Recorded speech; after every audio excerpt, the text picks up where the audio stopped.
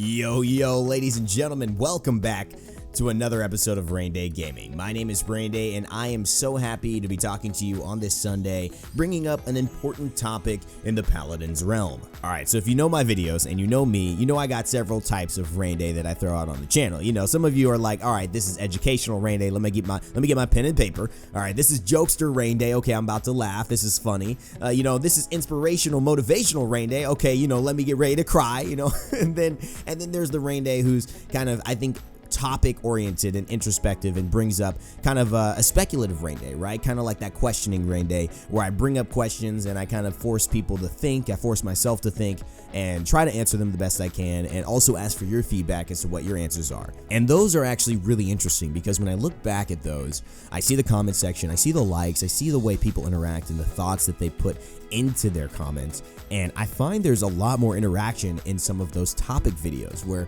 we bring up a subject and we don't necessarily aim to find the answer, we aim to speculate, we aim to get each other's answers. In many ways, I think this is very interesting and profound in a very small way, but it could be applied to a very big way in that there's a lot of growth that happens when we care about what each other think and we are earnest in trying to learn from one another. I think that's a really good lesson, and I see that the videos that kind of propose those questions get a lot of interaction and create a lot of value for people and myself as a creator when I'm able to look back at all the comments that you all write. And I think it's great and healthy to question. So remember to always question things in your life. Ask why. And if things just don't give you a good answer, don't feel that you have to follow the normal path. This is so important to realize that if you don't ask why, if you don't question, if you don't think deeply about things, even about how you feel about things, it's hard to come up with a stance. Remember, if you don't stand for something, you'll fall for anything. That is a very good point. And so let's bring up a topic that I think is interesting that I want to think a little bit more about with all of you, and that is the idea of balance around these new champions. Now, Tyra is the champion I want to discuss today. She is the newest champion to be released in Paladins. We know that in OB42, it's been released by Driver. There will be a new champion called Torvald, who is a frontliner. Besides that, I can't say anything else about the champion, but you do know frontliner, and his name is Torvald. Now, before we get to him, of course, as we look at Tyra, I want to ask the question, how is she doing in your experience? Is she too strong? Is she weak? Is she feeling like she's lacking something? Does she have a little bit too much and need to get nerfed down?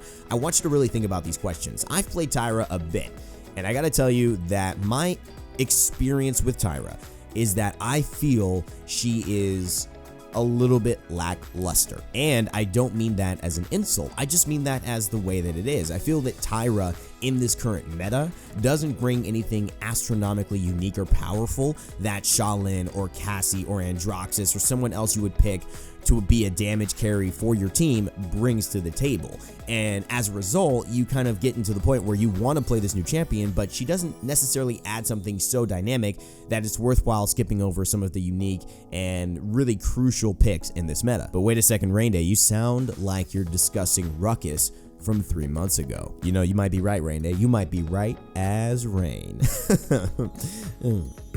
Alright, but the truth is Ruckus really was in a bad spot a few months ago.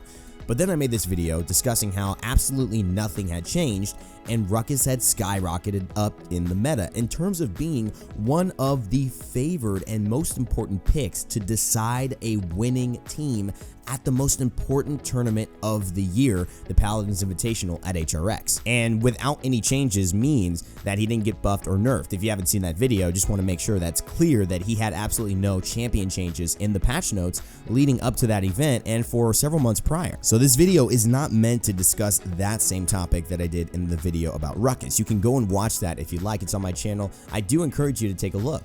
But the truth is, this video is about what can we learn from that evidence? What can we learn from that experience and apply to this same scenario with Tyra? Well, I said myself that I felt Tyra might be lackluster because other champions provide that same role that she provides, but in a slightly better or more comfortable way already. But if we look at the example from Ruckus, does that mean that when the meta shifts, Tyra could easily stay the exact same champion and just skyrocket to the top and be ahead of Shaolin, be ahead of Androxus, be ahead of other champions, simply because the game dynamics are different? See, this is a very dangerous path of thought. I'm going to tell you why. I fell into a trap of assuming that Ruckus and Tyra were the exact same scenario. But let's apply it to a different scenario. What about Grok?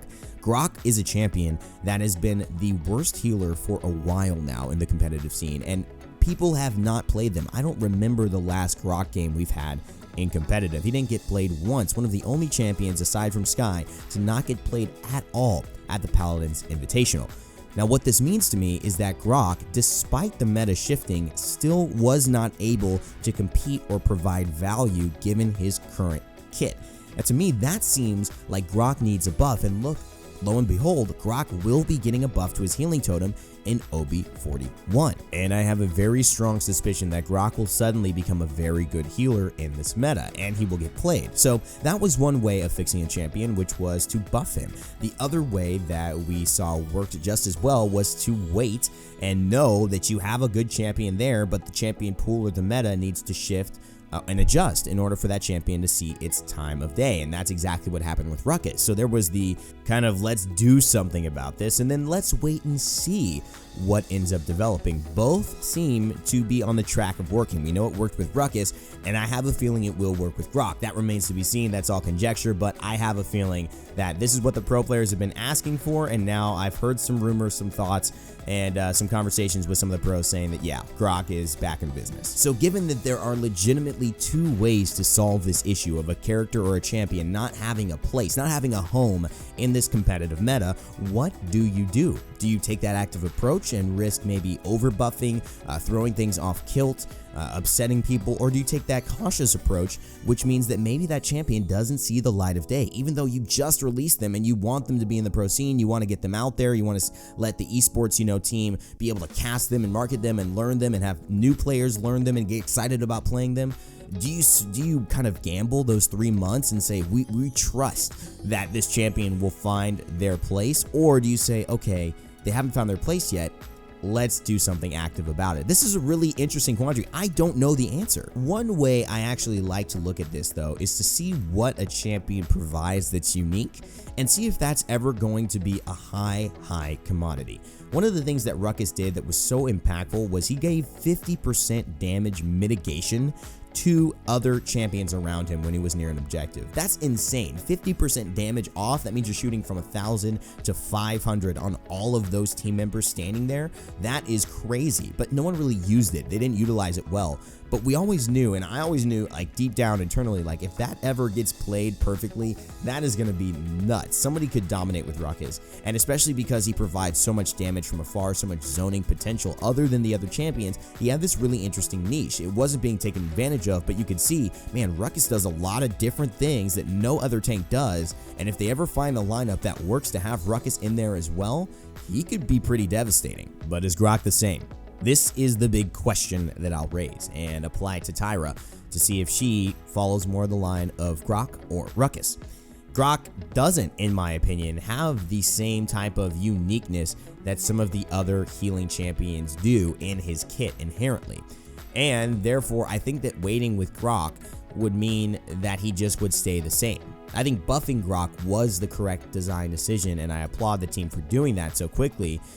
But I do have to say that I think Tyra might be closer to the Grok position rather than the Ruckus position. I'm not sure exactly the extreme uniqueness she brings to the damage category that can't be done by other champions already. However, her one saving grace, in my opinion, is that Molotov. And this is something that's like a real wild card for me. That Molotov could be so impactful, and it is very impactful. It does space people out. But I find that it's very easy to avoid, almost as if it's a grumpy bomb, right? You throw it out there, and then people just kind of move off it for a little bit. It dies down, and then, you come back. And I find that those types of abilities, although very powerful when they work, are not game changers in and by themselves. And I'm also really interested in her Hunter's Mark skill, which grants vision to her and her teammates on a target that she applies it to. So if stealth champions become very strong, or if certain champions become hard to hunt down, Tyra could be the answer in being able to Hunter's Mark them and keep vision on them for the majority of the fight. But what do you think? Do you think Tyra needs a buff, or should we patiently wait? Is she more like Ruckus and we'll find her heyday when the meta shifts, or is she like Grok and in order to get played and become top tier, she needs a little bit more love? Let me know in the comment section below, guys. Thanks so much for watching. Remember to like, share, and subscribe. And as always, remember to never give up, never stop gaming, and I'll see you all next time.